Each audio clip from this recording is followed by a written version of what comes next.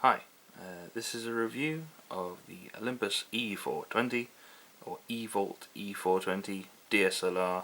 I've had this for 3 weeks now, which is not a massive amount of time, but I felt that I had experienced enough of it to make a video, because I think this may possibly be one of my favourite systems I've ever used. It is the 4/3 system, not the Micro Four Thirds system, the 4/3 system.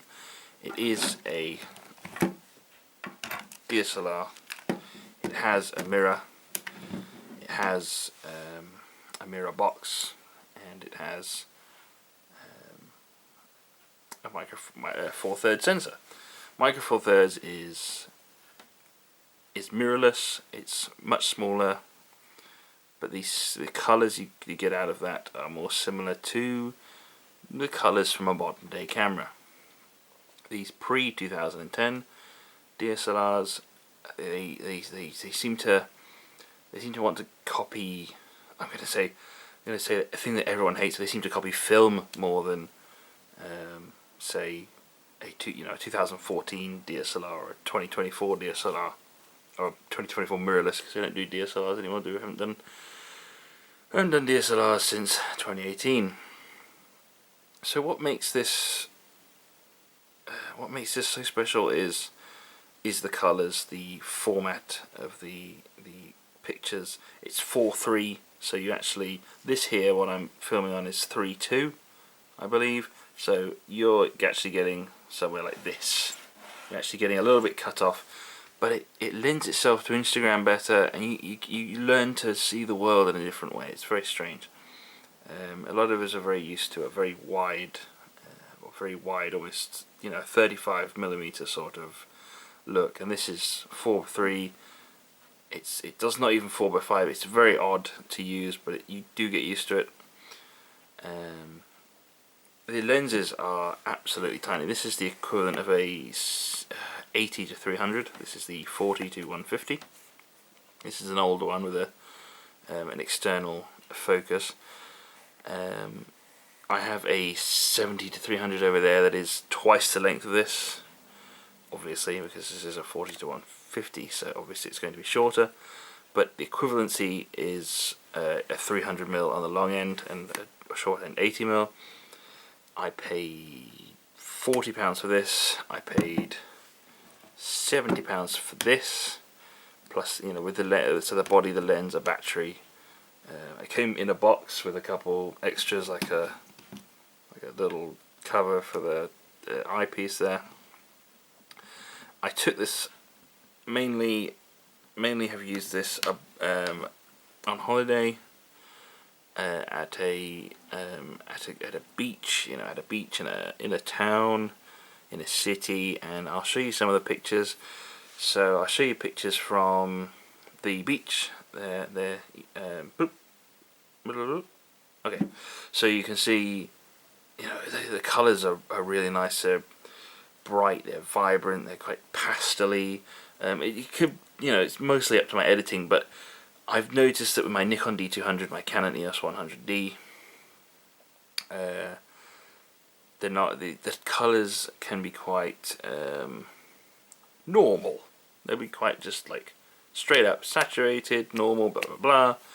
Whereas there's something about Olympus, the Olympus colours, the Olympus sensor of this time, especially pre-2010, the live MOS sensor, they're just very pleasing to look at, the pictures. You can edit them to look much nicer. Everything's a bit warmer, everything's a bit more saturated, everything's a bit darker to begin with, so you got to boost the shadows a bit. I don't know, I think that's Lightroom, but I can't use the Olympus editing software because all I know is Lightroom. I spent 6 years using Lightroom, so I'm sticking with Lightroom for now. This is the first camera with live view ever, I think. So it flips the mirror up and takes an image to the sensor and displays it on the back screen. Not fantastic. It's good for like taking pictures of stars and stuff when you don't want to crouch down and look at the viewfinder. I mean, it's a dead system. it's a completely dead system. They no longer make lenses for this. If you want to buy lenses, they've all got to be used. So you do get ones that are fungusy or, you know, cracked, blah blah blah blah. But you can get your gems like this, and that's, look at that. That's, you look through there. That's absolutely clean through there. That's beautiful. That cost me 40 quid, the equivalent of a 80 to 300. Mental. This is a 28 to 84. Again, mental. That was, you know, I mean, say the body costs 40, that cost 30, or whatever. You can find these for about 30, 40 quid by themselves. You can find the body of these for about 50, 60 quid. The batteries aren't easy to find. You've got to buy cheap Chinese ones or Duracell. The Duracell ones are a bit more expensive. The cheap Chinese ones don't last as long. I did have one that sat in a tin, currently in a tin, because it's very, very swollen and I need to dispose of it probably. But yeah, the batteries don't last long if you leave the screen on. That's a tip. If you have to press this info button, to turn the screen off, and only look through the viewfinder to adjust shutter speed and aperture, because you leave the viewfinder on, you leave the screen on, you don't use the viewfinder. You get about 80 shots out of it, but without the screen off, you get about 200 shots. So it's just, I'll show you some pictures of the city now. When I was in the city, this was Newcastle and Durham. There, showing you, very nice. The one of my wife in the castle here. That one's amazing. I love that one. Very film-like. I've not been able to edit any of my photos with my Nikon D200, my Canon ES100D, or my D70s to look film-like, which is, I enjoy the muted shadows and the little greenness and the highlights blooming a bit. I like the look of a sort of hazy film lens. I know it's cliche and stupid, but I like it. You know, everyone likes a bit of underexposed film look in certain situations. So the beach ones, they look a bit like overexposed portrait. The ones in the castle, they look like a bit like underexposed Kodak Gold or something. And I've not been able to do that with my other cameras. I've not been able to edit that well with those cameras. I've had to rely on basically rely on auto mode and then do a bit of adjusting. But with this, I have a couple presets that I've made now that will basically turn any image into a sort of filmy look. Like I've got one for ectochrome sort of look, one for sort of underexposed negative, a properly exposed negative, overexposed negative, a contrasty grainy black and white. At 1600 this looks really good in black and white. Again, the grain is very film-like, the noise is very film-like. It's really nice. The ergonomics aren't great on this. You have to sort of put your finger through this, or hold it like that, or go above it. Kind of annoying, but you get used to it. I was walking around Newcastle. I'll show you pictures from Newcastle. The pictures there. I'll show you pictures from Newcastle. The one of the guy, I sort of walked past and just went click click click click click. I was holding it like this, and I click click click click it. Where else did I go? I'll show you some pictures of. I did a little bit of astrophotography because I heard that the Northern Lights were out above Newcastle, so I was in Gateshead, and I managed to get a little bit. You see there? Look at that, little tiny bit of green. My first ever Northern Lights picture, shot at 800 ISO, wide open, blah blah blah, 20-second shutter. Amazing. For this camera with a crap tripod, and I was drunk, and it was a hotel car park, and I had like 6 beers, and I was halfway through a cigar, and I was just like, I'm gonna try, and I managed to get that from this on my first try with astrophotography, not astrophotography, for Northern Lights photography. I just find the files really easy to edit on Lightroom with this. Really easy to edit. Oh, there's pictures from Durham Cathedral. My partner in Durham Cathedral, really nice sort of colours, and her hair looks really nice there. Where else? I mean, from the beach, there's nice pictures. I mean, that's all. But I've only had it for a few weeks, but it's just such an easy camera to use. The files are really easy to edit. It's got a dust reduction system, which is fantastic, because I noticed the other day there was a spot of dust on the lens, so I turned the camera on a few times, which activates the...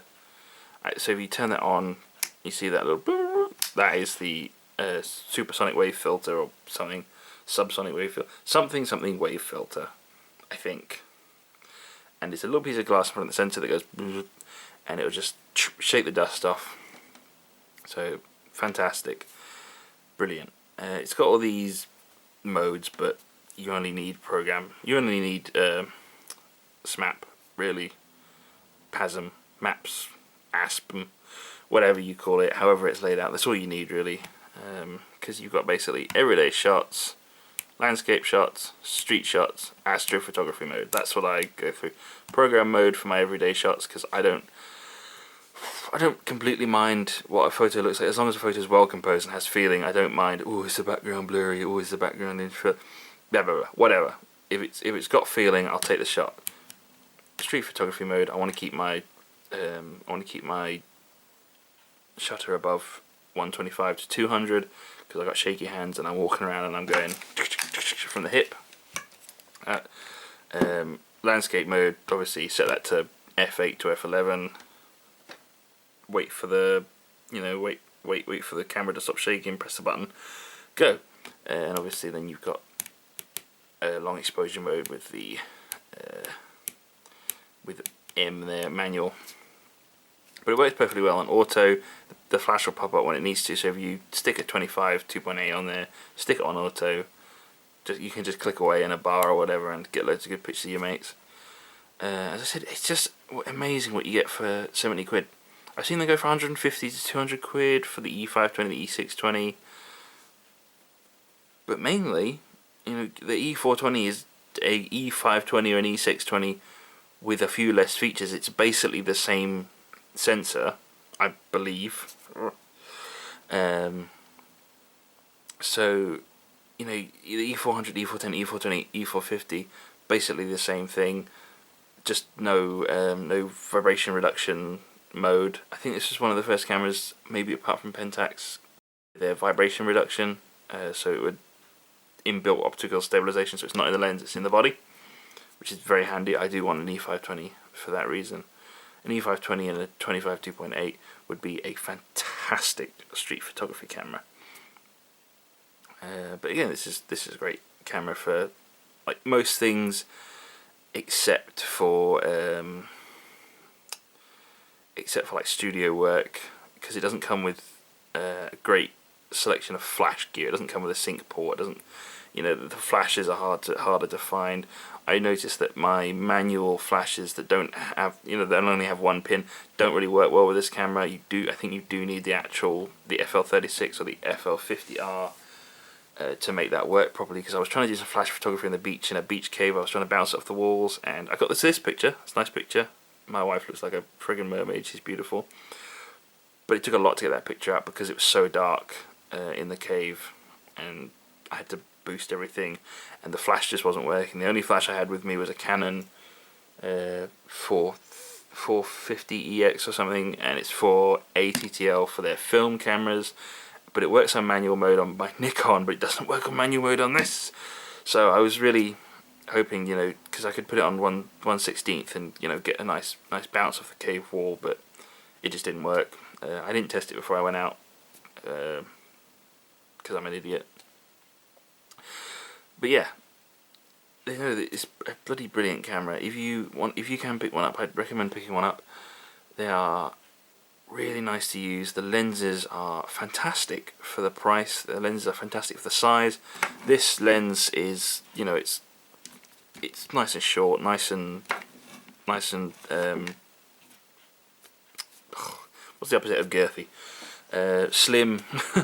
Like that is the size of an 18 to 70 for the Nikon system.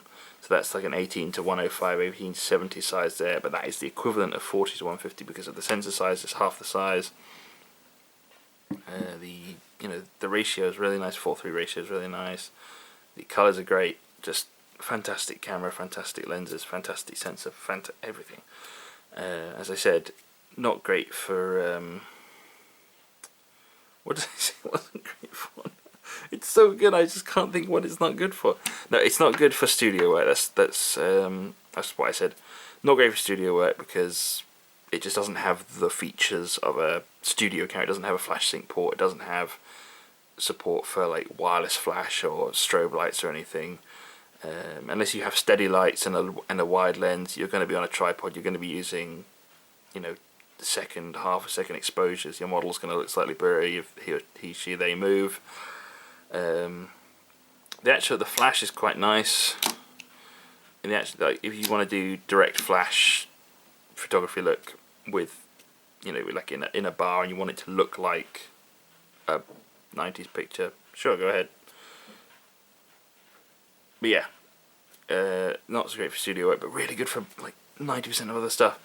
A lot of landscape photographers use micro four thirds, which this is 4/3, so same thing. A lot of landscape photographers use 4/3 size lenses and sensors. Sorry, because you at 3.5 aperture, you're actually at 7.1 in the depth of field. So at f11, you're actually at f22, but you don't have the diffraction of being at f22. So you get a large depth of field, but you don't get the diffraction or the chromatic aberration or the whatever from having it white. So I set the stairs f22, f32 or whatever.